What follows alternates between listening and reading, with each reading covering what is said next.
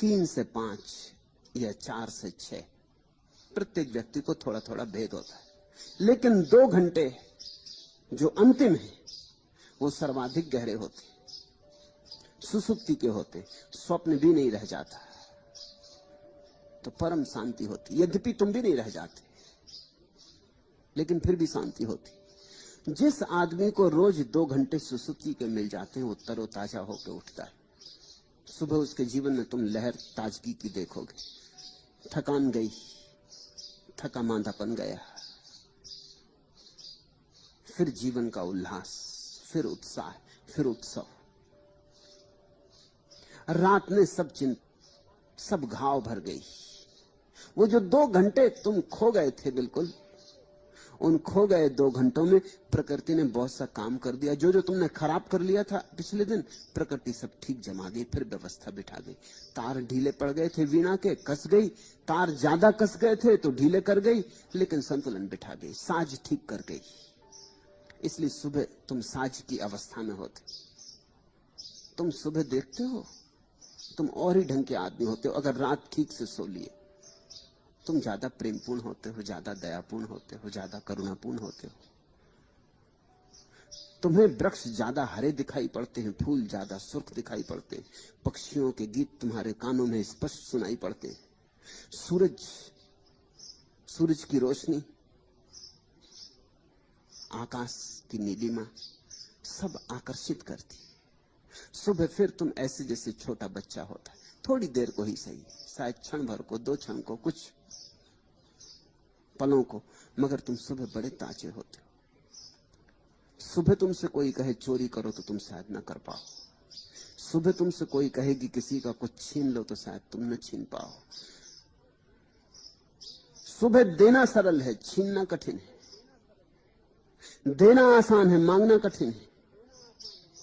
सुबह दान सुगम है, छीन झपट मुश्किल है। सुबह प्रार्थना सरलता से हो सकती, यही प्रार्थना सांझ होते होते मुश्किल हो जाएगी। सुबह तुम आदमी पर भरोसा कर सकते हो क्योंकि अपने पर भरोसा है। सांझ आते आते तो आदमी पर अविश्वास हो जाता है क्योंकि अपने पर विश्वास हो जाता है।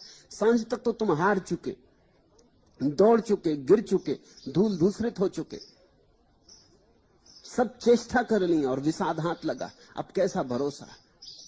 सुबह तुमने ताजगी होती है, आत्मविश्वास होता है, भरोसा होता है। ये वो 2 घंटे जो गहरी नींद आ जाती। वैज्ञानिक हिसाब से, और वैज्ञानिक हिसाब भक्तों और योगियों के हिसाब से बिल्कुल मेल खा रहा है। वैज्ञानिक हिसाब से 2 घंटे आदमी के शरीर का तापमान 2 डिग्री नीचे गिर जाता है। सुबह सुबह रात के जाते जाते तुम्हें जो थोड़ी हल्की हल्की सर्दी, मीठी मीठी सर्दी लगती है और एक कंबल और खींच लेने का मन होता है, उसका कारण इतना ही नहीं कि सुबह ठंडी होती, उसका असली कारण ये कि तुम्हारे शरीर का तापमान 2 डिग्री नीचे गिर जाता है। तुम थोड़े ठंडे हो गए होते, तुम थोड़े शीतल हो गए होते। वो जो मन में चलती हुई उधेड़बिन थी जो तुम्हें गर्म रखती थी, वो जो भीतर चलता हुआ ज्वर था मन का, वो जो तुम्हें पूरा का पूरा उत्तप्त रखता था, वो चला गया। शोरगुल बंद हुआ, बाजार समाप्त हुआ, सपने भी जा चुके, तुम सब भांति शीतल हो गए। उस शीतलता के कारण, उस मन की शीतलता के कारण तुम्हारी देह भी शीतल हो जाती। 2 डिग्री वस्तुतः तापमान नीचे गिर जाता है। और यही 2 घंटे सर्वाधिक गहरी नींद के घंटे। ये 2 घंटे अगर तुम सो लिए ठीक से तो सुबह तुम ताजे अनुभव करोगे, स्वस्थ मन हो जाएगा, तन हो जाएगा। ये 2 घंटे अगर तुम्हें कोई जगा दे, इन 2 घंटों में अगर कोई बाधा डाल दे तो तुम दिन भर चिड़चिड़े और परेशान रहोगे। 6 घंटे सो लिए हो रात, वो 6 घंटे काम नहीं आएंगे। ये 2 घंटे खराब हो गए तो बस अड़चन हो जाएगी। ये 2 घंटे भी सो लो रात में और तुम रात भर जगते रहो तो भी काम चल जाएगा। ये 2 घंटे वैज्ञानिक कहते हैं अत्यंत आवश्यक हैं, क्योंकि इन्हीं 2 घंटों में तुम्हारी सारी चेतना विलुप्त हो जाती है अंधकार में। अहंकार खो जाता है, बोध सो जाता है, जब तुम नहीं होते तभी परमात्मा तुम पे काम कर सकता है, प्रकृति तुम पे काम कर सकती, क्योंकि तुम बाधा नहीं देते। इसीलिए तो जब कोई आदमी बीमार होता है तो डॉक्टर की पहली फिक्र होती है कि उसे नींद आ जाए, क्योंकि नींद में ही प्रकृति उसको स्वस्थ कर पाएगी। अगर नींद ना आई तो वो स्वस्थ हो ही ना सकेगा, दवाएं कुछ भी ना कर सकेंगी। इसलिए नींद की दवा देते हैं मरीज को, वो सो जाए तो परमात्मा के कुशल हाथ उसे फिर से ठीक कर जाएं, साज को फिर बिठा दें। इसने तो सब खराब कर लिया है, अब परमात्मा का ही सहयोग मिले तो ठीक हो सकता है। नींद में चुपचाप तुम्हारे भीतर प्रकृति काम करती। तो वैज्ञानिक कहते हैं ये 2 घंटे नींद के लिए बड़े अनिवार्य हैं। लेकिन अब तुम थोड़े हैरान होगे, संतों ने सदा से कहा ये 2 घंटे याद के लिए। ऊपर से तो दिखाई पड़ेगा ये तो विपरीत बात हो गई, क्योंकि अगर 2 घंटे याद करना है तो जागना पड़ेगा, और जागना पड़ा तो फिर दिन भर चिड़चिड़ापन रहेगा और प्रकृति को मौका न मिला। ये ऊपर की ही बात है। संतों ने कहा उसके पीछे कारण है। ये जो 2 घंटे सर्वाधिक गहरी नींद के, ये सर्वाधिक गहराई के भी हैं।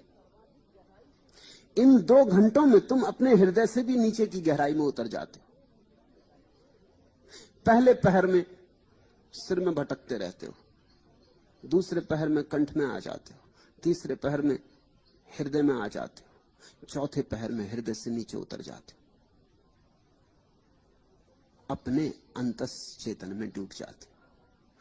तो संतों ने कहा कि ये 2 घंटे जैसे नींद के लिए सर्वाधिक महत्वपूर्ण है, सुसुप्ति के लिए सर्वाधिक महत्वपूर्ण है, ऐसे ही जागरण के लिए भी सर्वाधिक महत्वपूर्ण है, क्योंकि वहीं से जागरण लाना है, उसी चौथे तल से, उसी तुरी अवस्था से जागरण को खींचना है।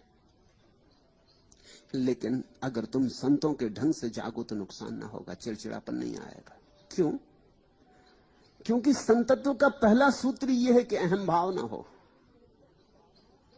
अगर अहम भाव ना हो और तुम जाग जाओ इन 2 घंटों में, तो जो लाभ नींद से होना था वो तो हो ही जाएगा, क्योंकि वो अहम भाव के न होने के कारण होता था। और जो लाभ जागरण से होना है, परम लाभ, वो भी हो जाएगा। और ये 2 घंटे सर्वाधिक महत्वपूर्ण घंटे हैं तुम्हारे 24 घंटे में। ये 24 घंटे का जो वर्तुल है, इसमें ये 2 घंटे सर्वाधिक मूल्यवान है। यहां तुम परमात्मा के निकटतम होते हो। अगर सो गए गहरे तो परमात्मा को मौका मिलता है कि तुम्हें ठीक कर दे, और अगर जाग गए गहरे तो परमात्मा से मिलन हो जाता है, क्योंकि परमात्मा करीब होता है। सो गए तो भी लाभ होता है, क्योंकि परमात्मा का हाथ तुम्हारे भीतर जाके काम कर देता है। जाग गए तब तो कहना ही क्या है, हाथ में हाथ पकड़ लेते हो। जाग गए तो परमात्मा को रंगे हाथ पकड़ लेते हो। जाग गए तो मिलन हो जाता, मुलाकात हो जाती। और एक बार मुलाकात हो जाए तो ये मुलाकात फिर 24 घंटे जारी रहती। ये जो चौथा पहर है निश्चित ही बहुमूल्य है। लेकिन संत कहते हैं जागने का ढंग है उस चौथे पहर में। ऐसे ही जाग जाओगे तो चिड़चिड़े हो जाओगे। प्रभु स्मरण में जागो, प्रार्थना में जागो, ध्यान में जागो। उस चौथे पहर को रात का ध्यान बना लो। उस समय ध्यान जितनी सुगमता से हो जाएगा फिर कभी ना हो पाएगा। इसलिए पतंजलि ने कहा है समाधि सुसुप्ति के बहुत करीब है। पतंजलि ने तो बड़ी हिम्मत की घोषणा की है कि समाधि और सुसुप्ति एक ही जैसी है, जरा सा फर्क है। जरा सा कहो या बहुत बड़ा कहो, एक ही बात है। फर्क इतना है कि सुसुप्ति में होश नहीं होता और समाधि में होश होता है, बाकी सब एक जैसा है। सुसुप्ति में भी तुम नहीं होते, समाधि में भी तुम नहीं होते। सुसुप्ति में भी सब शीतल हो गया होता है, समाधि में भी सब शीतल हो गया होता है। सुसुप्ति में भी सारा जगत खो गया और समाधि में भी सारा जगत खो गया। सुसुप्ति में विचार ना रहे, स्वप्न ना रहे, कोई अंतर वस्तु ना रही, सिर्फ चैतन्य मात्र रहा। और वैसा ही समाधि में। लेकिन सुसुप्ति में चेतना सोई हुई होती है, समाधि में जागी हुई होती है। बस इतना ही फर्क है। सुसुप्ति से समाधि निकटतम है। सुसुप्ति द्वार है समाधि का, अगर समझो। इसलिए चौथे पहर में जागने की बात संतों ने सदा से कही, और इसी देश में नहीं कही क्योंकि इसका देश से कोई संबंध नहीं। ये तो मनुष्य की अंतर प्रकृति के समझने के कारण, चाहे चीन और चाहे इजराइल और चाहे भारत, दुनिया के किसी भी कोने में जब भी लोगों ने परमात्मा की खोज की है, उनको ये बात समझ में आ गई कि 24 घंटे में ये 2 घंटे जितनी सरलता से प्रवाह होता है परमात्मा में, फिर कभी नहीं होता। इनसे विपरीत घंटे भी हैं। एक वर्तुल है 24 घंटे का। जैसे समझो कि सुबह 4 से 6 बजे तक अगर तुम्हारा तापमान 2 डिग्री नीचे गिर जाता है और तुम सुसुप्ति में खो जाते हो, तो जैसे 4 से 6 सुबह परमात्मा सर्वाधिक निकट होगा, 4 से 6 शाम सर्वाधिक दूर होगा। वो दूसरा विपरीत बिंदु है। तो जिसने ठीक से ये खोज लिया कि कब परमात्मा मेरे निकटतम है, उसे ये भी पता चल जाएगा कि कब मैं परमात्मा से दूरतम होता हूं। और तब एक सूत्र और तुम्हें याद दिला दूं। अगर तुम्हें यह पक्का पता चल गया कि 4 से 6, उदाहरण के लिए कह रहा हूं, किसी का होगा 3 से 5, किसी का होगा 2 से 4, किसी का होगा 4 से 6, मगर कहीं 4 के आसपास, इस तरफ या उस तरफ, 2 घंटे उस तरफ तो 2 से 4, 2 घंटे इस तरफ तो 4 से 6।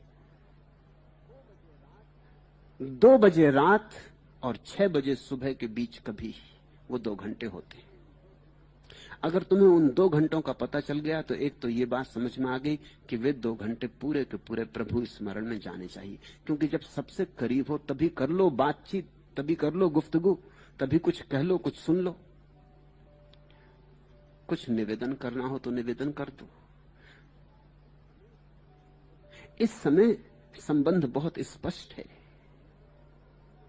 आमना सामना हो रहा है। कही गई बात पहुंच जाएगी, जो संदेश देना चाहते हो सुन लिया जाएगा, और उस तरफ से अगर कोई उत्तर आया तो भी पहुंच जाएगा। अन्यथा तुम्हारी प्रार्थना पहले तो पहुंच नहीं सकती अगर बहुत दूर से पुकारो।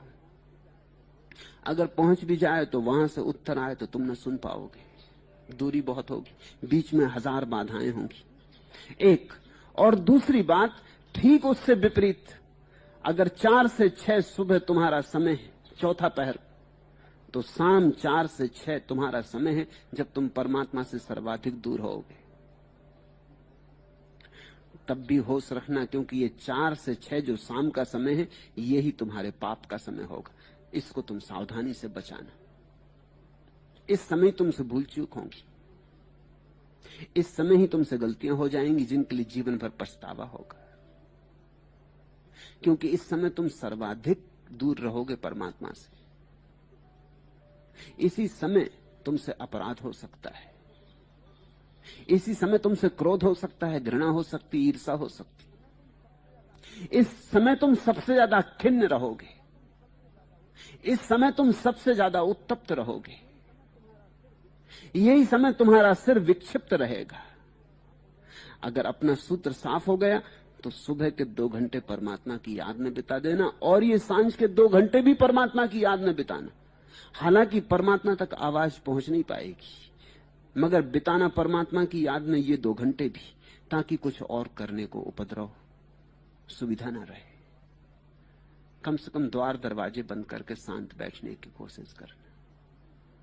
और तीसरी बात इस संबंध में, जिस दिन इन 2 घंटों में जो सबसे दूर है, तुम्हें ऐसा ही अनुभव होने लगे जैसा सुबह के 2 घंटों में होता है, समझना कि पहुंच गए।